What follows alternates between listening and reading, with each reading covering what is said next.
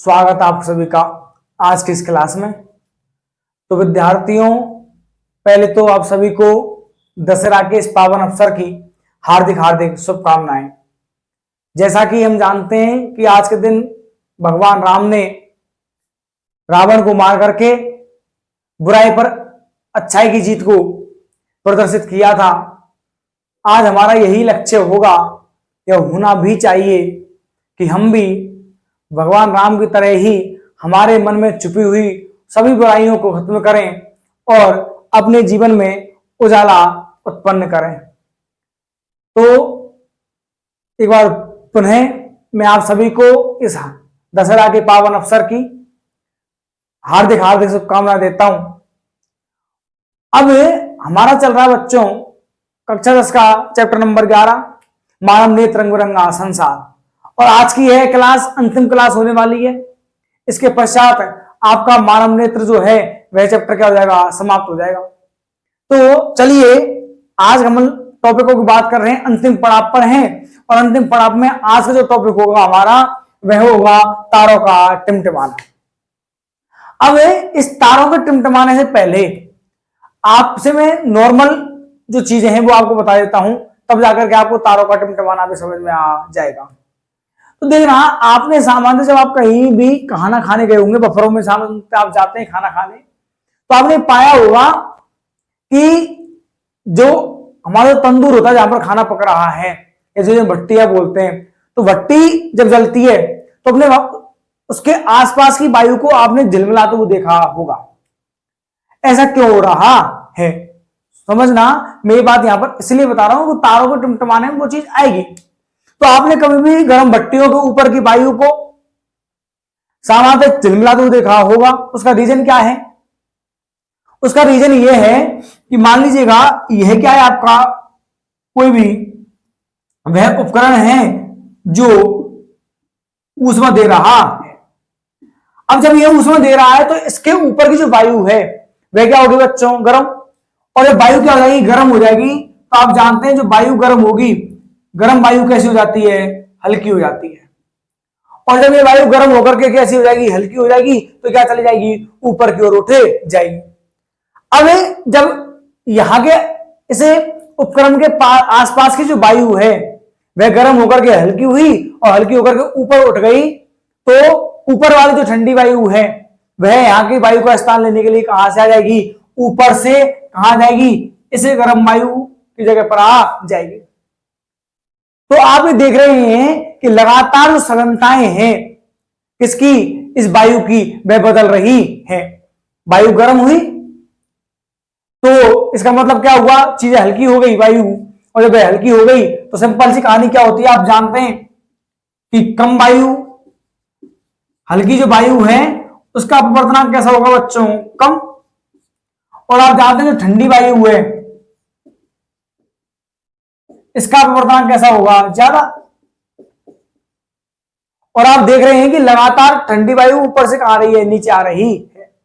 और यहां पहले क्या है, गर्म वायु है कुछ समय पहले, उसके बाद कुछ समय बाद क्या आ रही है, ठंडी वायु आ रही है। तो हमें पा रहे हैं कि जो वायु होती है उस वायु की भौतिक अवस्थाएं जो होती है वो क्या नहीं होती, समान नहीं होती। और वायु की भौतिक अवस्था समान ना होने के कारण ही आपको उस भट्टी या जो उपकरण है उस उपकरण के ऊपर की जो वायु होती है वह झिलमिलाती हुई दिखाई देती है। तो बात समझ में आ गई होगी आपको क्यों झिलमिला रही है, क्योंकि जैसे ही वो आग वहां से लपटें निकल रही हैं वह उस वायु को क्या कर रही है, गर्म, और गर्म होते ही वायु कैसी हो जाती है, हल्की, और जब हल्की होगी तो ऊपर की ओर उठ जाएगी। जब ऊपर की ओर उठ जाएगी तो यहाँ का जो दाब, वायु का जो दाब है वो क्या होगा, कम, और उस वायु के दाब को पूर्ति करने के लिए ऊपर की ठंडी वायु वापस कहां आएगी, नीचे की ओर आएगी। तो आप पा रहे हो कि जब वायु गर्म होकर के हल्की हुई तो उसका अपवर्तनांक कैसा था, कम था, यानी वो कम सघन थी। जब ठंडी वायु आई तो उसकी सघनता बढ़ गई। तो आप देख रहे हो कि जो भौतिक अवस्थाएं हैं वे लगातार बदल रही है। हम बात करते हैं तारों के टिमटिमाने की, कि आखिरकार तारे क्यों टिमटिमाते हैं। अब हम बात करने वाले हैं तारे क्यों टिमटिमाते हैं। तो देखना, पहली बात तो याद रखिएगा, तारे को जो टिमटिमाने की जो घटना है वह वायुमंडलीय अपवर्तन का क्या है कि उदाहरण है। आपसे एग्जाम में 1 नंबर में पूछ सकता है। इस चैप्टर से 3 क्वेश्चन आएंगे, छोटे क्वेश्चनों में 2 तो अवश्यता में आएंगे आपके और एक क्वेश्चन आएगा खाली जगह में। तो याद रखना वहां पूछा जा सकता है आपसे कि तारों का टिमटिमाना किस घटना का उदाहरण है। तो कौन सी घटना का? वायुमंडलीय अपवर्तन की घटना का। अब देखो क्या हो रहा है बच्चों, मान लीजिएगा ये क्या है आपका कोई भी स्टार है। अब हम जानते हैं कि जैसे जैसे हम क्या करते हैं पृथ्वी के तल से ऊपर की ओर चलते हैं लगातार क्या होगा, लगातार होगा ये कि वायु की सघनता जो है उस सघनता में क्या आती जाएगी, कमी आती जाएगी।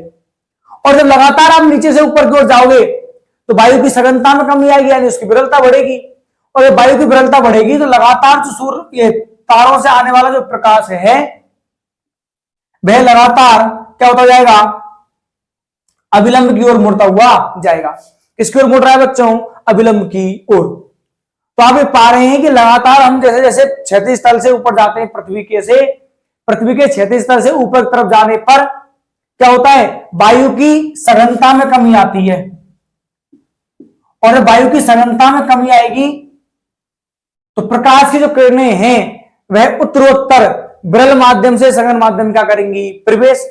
और विरल से सघन माध्यम प्रवेश करेंगी तो लगातार कहां झुकेंगी वो, अभिलंब की ओर,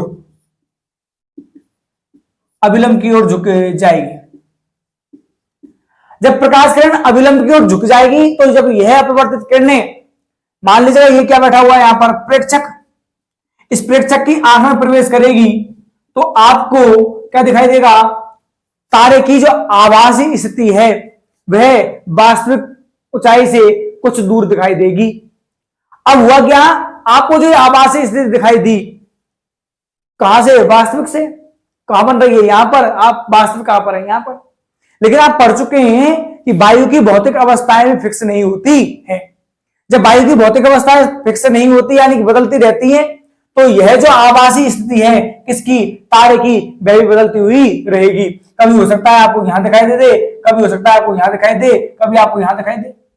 तो यानी कि वायु की भौतिक अवस्थाएं बदलने के कारण तारे की आभासी स्थितियां भी विचलित होती रहती हैं। और आभासी स्थितियों के विचलन के कारण ही आपको जब ये विचलित प्रकाश आप किसमें जा रहा है, किसमें, आंखों में प्रवेश कर रहा है, तो आपको यह तारा या तो टिमटिमाता हुआ दिखाई देता है या कभी बहुत अधिक चमकीला तो कभी बहुत कम चमकीला दिखाई देता है। तो आपको समझ में आ गया होगा बच्चों कि तारे क्यों टिमटिमाते हैं। मैंने आपको केवल घटना बताई है, आप पीडीएफ जाकर के जब पढ़ोगे नोट्सों की तो आपको ये चीज एक बार और समझ में आ जाएगी। मैं एक बार दोबारा से रिपीट कर देता हूं, क्या कहा मैंने आपसे कि तारे हमसे बहुत अत्यंत क्या है, दूरी पर हैं। अब जैसे जैसे हम तल से ऊपर जा रहे हैं, पृथ्वी के क्षैतिज तल से ऊपर जाते हैं तो क्षैतिज तल से ऊपर जाने पर क्या होता है कि जो सघनता है किसकी, वायु की, उसमें कमी आती जाती है। यानी ऊपर की ओर कौन सी वायु है, विरल, नीचे क्या होगा, सघन। जब प्रकाश किरणें लगातार विरल माध्यम से सघन माध्यम में प्रवेश करती हैं तो वह अभिलंब की ओर झुक जाती है। और जब यह अपवर्तित प्रकाश प्रेक्षक की आंख में प्रवेश करता है तो उसे तारे की आभासी स्थिति वास्तविक कंडीशन से कहीं दूर दिखाई देती है या अलग दिखाई देती है। अब हम ये जानते हैं कि वायु की भौतिक अवस्था समान नहीं होती, और जब वायु की भौतिक अवस्था समान नहीं होती तो उन अवस्थाओं के बदलने के कारण ही यह जो आभासी स्थिति है वह भी नियत नहीं होती है, वह भी बदलती ही रहती है। और आभासी स्थिति के बदलने के कारण ही आपको कभी तारा अधिक चमकीला तो कभी कम चमकीला या टिमटिमाता हुआ दिखाई देता है। लेकिन बच्चों यहीं पर मैं एक बात और करूं, किसकी, ग्रह की। आप पढ़ चुके हैं, आप जानते भी हैं ग्रहों के बारे में। जो ग्रह होता है वह आपको टिमटिमाता हुआ दिखाई नहीं देता, और उसका रीजन क्या है, सुनना। मान लीजिएगा कोई भी जो ग्रह है, ये कोई ग्रह है, चाहे वो शुक्र हुआ चाहे कुछ भी हुआ, यदि मैं इस ग्रह को छोटे छोटे प्रकाश स्रोतों से मिला हुआ मानूं, यानी कि मैं ये मान लूं कि यह जो ग्रह है वह छोटे छोटे किससे, प्रकाश के बिंदुओं से मिलकर के बना हुआ है, तो होता क्या है, इस प्रत्येक बिंदु से आने वाला जो प्रकाश है कौन सा प्रकाश? अपवर्तित प्रकाश। जब हमारी आंख पर प्रवेश करता है तो इस अपवर्तित प्रकाश का जो हमारी आंख पर प्रभाव है वह क्या हो जाता है बच्चों? शून्य हो जाता है। यही कारण है कि आपको ग्रह टिमटिमाते हुए दिखाई नहीं देते। एग्जाम में क्वेश्चन दोनों पूछ लिए गए हैं, एक बार तो ये पूछ लिया गया था, एक बार ये भी पूछ लिया गया है कि तारे टिमटिमा रहे हैं, ग्रह क्यों नहीं टिमटिमा रहे। दोबारा सुन लीजिएगा। मैंने आपसे ये कहा कि ग्रह जो है वो तारों की अपेक्षा हमारे क्या है? नजदीक हैं, और यदि इन्हें छोटे छोटे प्रकाश स्रोतों का एक समूह माना जाए तो प्रत्येक स्रोत से आने वाला जो अपवर्तित प्रकाश है उसका प्रभाव क्या होगा? शून्य होगा, और अपवर्तन ही नहीं हो रहा, यानी हमारी आंख पर उसका प्रभाव ही महसूस नहीं हो रहा। तो सिंपल सी कहानी हो गई कि आपको ग्रह टिमटिमाते हुए दिखाई नहीं देंगे। ठीक है, तो आपको ये बात समझ में आ गई होगी। चलिए अब हम बात करते हैं इसी से रिलेटेड, किससे रिलेटेड? वायुमंडलीय अपवर्तन की घटना से ही एक संबंधित एक और घटना के बारे में। अगला हमारा टॉपिक है अग्रिम सूर्योदय और विलंबित सूर्यास्त, जिसे ही हम 2 मिनट पहले सूर्य का दिखाई देना और 2 मिनट बाद तक सूर्य का दिखाई देना भी कहते हैं। यानी कि जब वास्तविकता में सूर्योदय होता है उससे पहले ही आपको 2 मिनट पहले ही दिखाई देने लग जाता है, और जब सूर्यास्त हो चुका होता है तो उसके पश्चात भी आपको 2 मिनट तक सूर्य दिखाई देता है। लेकिन इस नाम से एनसीईआरटी में दिया हुआ है, और इसी नाम से पिछली बार क्वेश्चन भी आया था 24 में। और 24वें क्वेश्चन क्या था बच्चों? 24वें क्वेश्चन था कि अग्रिम सूर्योदय और विलंबित सूर्यास्त किस घटना का उदाहरण है, और घटना कौन सी थी? वायुमंडलीय अपवर्तन, जो आपने अभी पढ़ी हुई है, वायुमंडलीय अपवर्तन। तो याद रखिएगा। चलिए बात करते हैं आखिरकार ऐसा क्यों हो रहा है। मैं बात करता हूं पहले सूर्योदय की। तो देखना ये क्या है? आपका पृथ्वी का क्षैतिज तल, और जब ये पृथ्वी का क्षैतिज तल है तो सूर्य जो है वह कहां पर है? आपके क्षैतिज से कहां है? नीचे। अब लगातार इससे आने वाली जो प्रकाश किरणें हैं जो क्या हो रही हैं? अपवर्तित होकर के आ रही हैं किसकी आंख पर? प्रेक्षक की आंख पर। तो जब यह किरणें इस प्रेक्षक की आंख पर आएंगी, कैसे? अपवर्तित होकर के। तो जब यह प्रेक्षक देखेगा तो प्रेक्षक यह पाएगा कि जो प्रकाश की किरणें हैं वह कहां से आ रही हैं? क्षैतिज के तल से ऊपर आ रही हैं। दोबारा सुनना, मैंने क्या कहा कि वास्तविकता में तो सूर्य कहां पर है? क्षैतिज के नीचे। लेकिन लगातार जब प्रकाश किरणें पृथ्वी के तल की तरफ पहुंचेंगी तो लगातार क्या होगा? इनका अपवर्तन होगा, और जब यह अपवर्तित प्रकाश इस प्रेक्षक देखने वाले की आंख पर प्रवेश करेगा तो इसे यह प्रकाश किरणें सीधी रेखा से आती प्रतीत होंगी, और जब आती ही प्रतीत होंगी तो इसे यह इस सूर्य का जो आभासी प्रतिबिंब है वह क्षैतिज तल के ऊपर बने जाएगा, और इसलिए हमें सूर्य जो होता है वो 2 मिनट पहले दिखाई देने लग जाता है। ठीक इसी प्रकार से कब होगा? सूर्यास्त के समय पर। जब सूर्यास्त रियलिटी में तो हो चुका है, लेकिन जब सूर्यास्त हुआ उस समय जो सूर्य से आने वाली प्रकाश किरणें हैं जब वह इस प्रेक्षक की आंख पर प्रवेश करती हैं तो लगातार अपवर्तित होने के कारण जब यह अपवर्तित प्रकाश की किरणें इस प्रेक्षक की आंख में प्रवेश करती हैं तो इसे यह प्रकाश क्षैतिज के ऊपर से आता हुआ दिखाई देता है, और ऊपर से आता दिखाई देने के कारण सूर्य का आभासी प्रतिबिंब बनता है। इसलिए हम कह रहे हैं कि इस पूरे काल में यहां भी 2 मिनट का समय लगा, और यहां भी बच्चों कितने मिनट का समय लगा? 2 मिनट। यानी कि आपको सूर्योदय जो है वह 2 मिनट पहले ही दिखाई देने लगता है, और सूर्यास्त हो जाने के पश्चात भी आपको 2 मिनट बाद तक चीजें दिखाई देती हैं। इसलिए ही इसे हम अग्रिम सूर्योदय या विलंबित सूर्यास्त कहते हैं, या इसे ही हम क्या कहते हैं? सूर्य का 2 मिनट पहले और 2 मिनट बाद तक दिखाई देना। तो याद रखिएगा कैसे दिखाई देता है। आपके दिमाग में चीजें आ रही होंगी, सर हम इसको नोट डाउन कैसे करेंगे, लिखेंगे कैसे? तो उसकी आपको चिंता करने की आवश्यकता नहीं है। लिंक में पीडीएफ आपको मिल जाएगी, लिंक पर क्लिक कीजिएगा, टेलीग्राम को ज्वाइन कीजिएगा, आप पीडीएफ वहां से डाउनलोड कर करके पढ़ सकते हैं। आप चाहे तो उसको खुद लिख लें, आप चाहे तो उसकी प्रिंट करवा लें, जैसा आप चाहें आप वैसा कार्य कर सकते हैं। तो चलिए अब हम बात करते हैं अगले और अंतिम टॉपिक की, जिसका नाम है प्रकाश का प्रकीर्णन। हमारा टॉपिक है प्रकाश का प्रकीर्णन। तो देखना बच्चों, आपने आसपास यातायात के सिग्नलों को लाल रंग का देखा होगा, और जब आप कभी आसमान में देखते हैं तो आपको आकाश का रंग नीला दिखाई देता है। आपने बादलों के रंग भी देखे होंगे, आपको बादलों के रंग सामान्यतः श्वेत दिखाई देते हैं। इन सभी का जो रीजन है, या फिर आपने सूर्य को उगते हुए देखा होगा तो आपको सूर्य का जो रंग है वह लाल दिखाई देता है। ये सभी जो रीजन है, इन सभी चीजों का कारण क्या है? प्रकाश के प्रकीर्णन की घटना। क्योंकि प्रकाश का क्या होता है? प्रकीर्णन होता है, और इस प्रकीर्णन के कारण ही मैंने जितने भी आपको उदाहरण दिए, चाहे वो उगता हुआ सूर्य लाल दिखाई दे रहा है, चाहे आपको आकाश का रंग नीला दिखाई दे रहा है, चाहे आपको बादलों के रंग श्वेत दिखाई दे रहे हैं, या फिर आपके यातायात के सिग्नल जो लाल बनाए जा रहे हैं, इन सभी का रीजन यही घटना होती है। लेकिन फिर हमारे दिमाग में एक चीज उत्पन्न हो रही है कि आखिरकार जब यह इतनी घटना इंपॉर्टेंट है तो इसकी परिभाषा क्या है और ये होती कैसे है? तो समझना क्या होता है।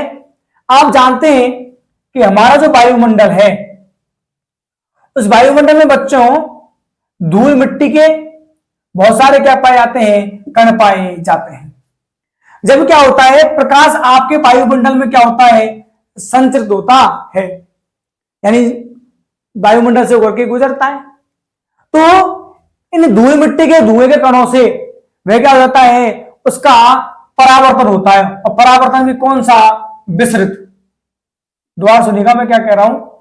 आप कक्षा 8 में ही पढ़ के आ चुके हैं कि विसरित परावर्तन क्या होता है, और नहीं पढ़ा तो मैं आपको एक छोटी सी परिभाषा बता भी देता हूं कि जब प्रकाश किरणें आई और आकर के उन्हें किसी सतह के द्वारा अलग अलग दिशाओं में परावर्तित कर दिया जाता है, या भिन्न भिन्न दिशाओं में परावर्तित कर दिया जाता है, तो वही क्या कहलाता है? विसरित परावर्तन या अनियमित परावर्तन कहलाता है। तो मैंने क्या कहा कि जब प्रकाश जो है इस वायुमंडल में संचरित होता है, तो वायुमंडल में उपस्थित सूक्ष्म कणों के द्वारा, धूल मिट्टी के कणों के द्वारा इसे भिन्न भिन्न दिशाओं में क्या कर दिया जाता है? परावर्तित कर दिया जाता है। विसरित परावर्तन की यह घटना ही, विसरित परावर्तन की यही घटना क्या कहलाती है? प्रकाश का प्रकीर्णन कहलाती है। तो आप समझ गए प्रकाश का प्रकीर्णन क्या होता है। अब याद रखना बच्चों, सामान्यतः क्या होता है, आपको रंग नीला क्यों दिखाई दे रहा है वो सुनते जाना, कि जो छोटे कण होते हैं, प्रकाश का जो प्रकीर्णन होता है वह सामान्यतः डिपेंड करता है कणों के आकार पर। किस पर निर्भर करता है? कणों के आकार पर।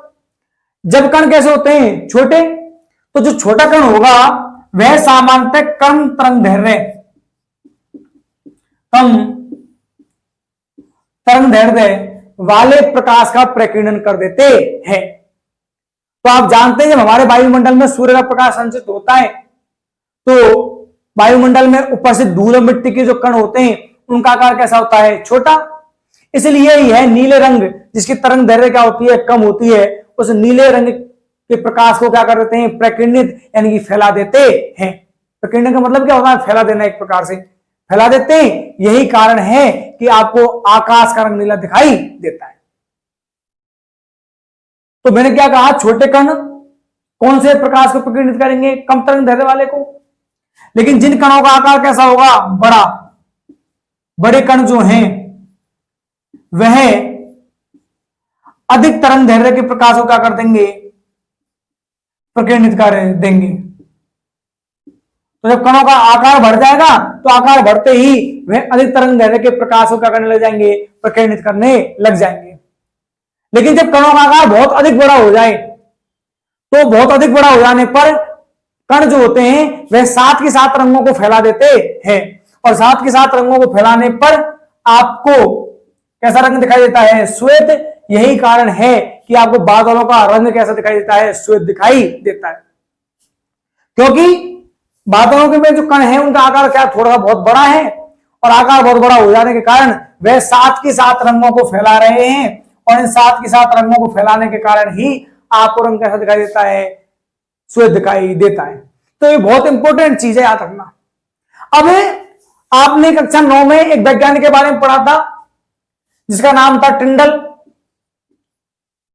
और आप जानते हैं कि टिंडल ने क्या कहा था। टिंडल ने यह कहा था कि यदि किसी प्रकाश को कोलाइडी विलयन से, किससे, कोलाइडी विलयन से या कोलाइडी से गुजारा जाए तो कोलाइडी के जो कण होते हैं वह प्रकाश को फैला देते हैं, और कोलाइडी कणों के द्वारा प्रकाश को फैलाने की घटना ही क्या कहलाती है, टिंडल प्रभाव कहलाती है।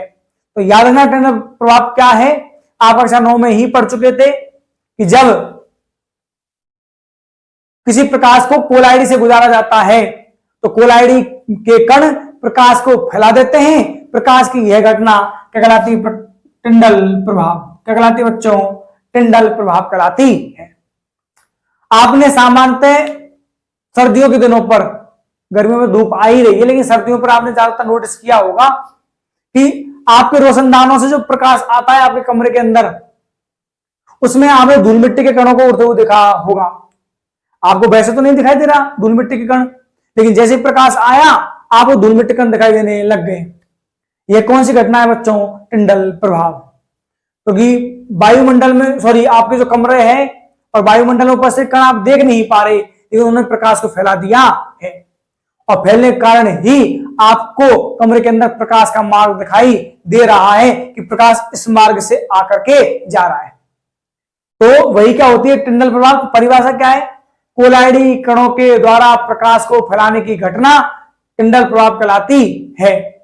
या आप और ढंग से क्या कह सकते हैं कि जब किसी प्रकाश को कोलाइडी से गुजारा जाता है तो कोलाइडी कणों के द्वारा प्रकाश को फैला दिया जाता है, यही घटना क्या कहलाती है, टिंडल प्रभाव कहलाती है। अब प्यारे विद्यार्थियों, दो घटनाएं और हैं जिनके बारे में आप जानते हैं, और वे दो घटनाएं कौन कौन सी हैं। एक तो क्या होता है, जो अंतरिक्ष यात्री होते हैं, ये सभी क्वेश्चन जो हैं वे प्रकीर्णन से ही रिलेटेड हैं। आपने ये पढ़ा होगा कि जो अंतरिक्ष यात्री होते हैं, अंतरिक्ष यात्रियों को आकाश का रंग नीला नहीं दिखाई देता। कैसा दिखाई देता है बच्चों, काला।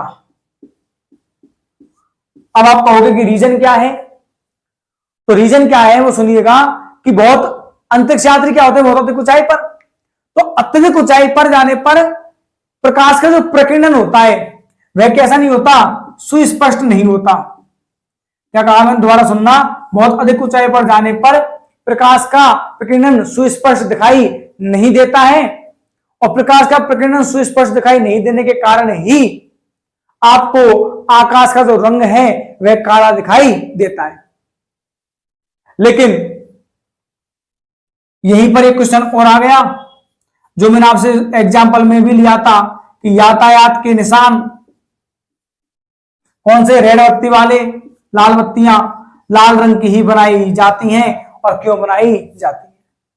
तो मैंने अभी आपसे कहा बच्चों क्या, कि प्रकाश का जो प्रकीर्णन है वह सामान्यतः तरंग दैर्ध्य पर निर्भर कर, सॉरी, कणों के आकार पर निर्भर करता है। अब एक बात याद रखना, आपको पहले भी पढ़ा चुका हूं, कितने रंग हैं, 7 विविध। सामान्यतः जब क्या होगा, तरंग दैर्ध्य ज्यादा होगी तो प्रकाश का प्रकीर्णन क्या होता है, कम होता है। क्या कह रहा हूं, दोबारा सुनिएगा। क्वेश्चन क्या था कि यातायात के निशान लाल रंग के क्यों बनाए जाते हैं। तो मैंने आपसे कहा कि आप पढ़ चुके हैं कि 7 रंग होते हैं किसमें, प्रकाश में। और मैं बात यहां पर किसके रहा हूं, प्रकाश के प्रकीर्णन की। तो याद रखना, अधिक तरंग दैर्ध्य होगी, अधिक तरंग दैर्ध्य वाले प्रकाश का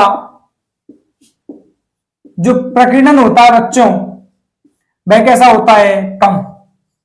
ये बात याद रखिएगा, बहुत इंपॉर्टेंट बात है कि जैसे जैसे आप तरंग दैर्ध्य बढ़ाओगे प्रकाश की प्रकीर्णन भी क्या होता चला जाएगा, कम होता चला जाएगा। अधिक तरंग दैर्ध्य वाले प्रकाश का प्रकीर्णन कम होता है, और कम तरंग दैर्ध्य वाले प्रकाश का प्रकीर्णन क्या होता है, ज्यादा होता है। तो हमारा क्वेश्चन क्या था, आपको उसका उत्तर मिल गया है कि यातायात के निशान लाल रंग के क्यों बनाए जाते हैं, क्योंकि लाल रंग की तरंग दैर्घ्य क्या होती है, ज्यादा होती है, और लाल रंग की तरंग दैर्घ्य ज्यादा होने के कारण सामान्यतः इसका क्या नहीं होता है, प्रकीर्णन नहीं होता है, और तरंग दैर्घ्य ज्यादा होने के कारण लाल रंग का प्रकीर्णन नहीं होता, और प्रकीर्णन ज्यादा ना होने के कारण कोहरे की स्थिति में या धुंध की स्थिति में हमें दूर से ही लाल रंग दिखाई दे जाता है। यही कारण है कि यातायात के निशान लाल रंग के बनाए जाते हैं। तो मुझे आशा है कि आपको चीजें समझ में आई होंगी। यदि नहीं आई हो, एक आध कुछ आपको कंफ्यूजन हो, तो आप वीडियो को एक बार दोबारा से रिमाइंड करें और उसे दोबारा से देखें। अब आपका यह चैप्टर यहीं समाप्त हो चुका है। बात करेंगे अगले चैप्टर के साथ, जिसका नाम होगा विद्युत धारा। तो चलिए मिलते हैं अगली कक्षा में एक नए चैप्टर के साथ और नए टॉपिक्स के साथ। तब तक के लिए अपना और अपने परिवार का ध्यान रखें। जय हिंद।